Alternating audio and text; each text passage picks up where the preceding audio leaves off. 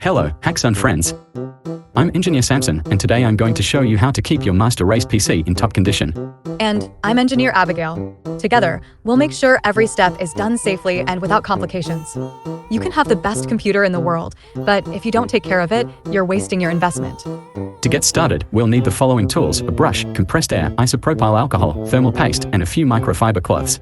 And please, stop using your mom's hairdryer. That's not an option. First, make sure to power off and unplug your computer. Safety comes first. That's right, Samson. Never underestimate the importance of working with the power disconnected. Now, let's open the case and start cleaning by sections: power supply, GPU, heatsink, and fans. Remember, a clean case not only improves performance, it also extends the life of your components. If needed, change the thermal paste on the processor. Apply a moderate amount and spread it evenly. Take your time and make sure everything is properly applied. Precision is key. One of the most common mistakes is using a vacuum cleaner directly on the components. Watch out for static. Exactly. That can cause irreversible damage to your computer.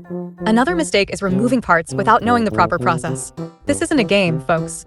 And always remember to ground yourself before starting to avoid electric discharge. Ideally, you should perform maintenance every 3 to 6 months. Don't wait for the dust to take over. And you don't need to spend a fortune on fancy products. What matters is the technique and the care. A clean computer equals a clear mind and top performance. So take care of it the same way you take care of your passion for technology.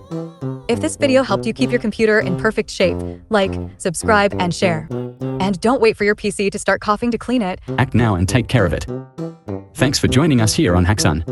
We'll see you in the next video. See you next time.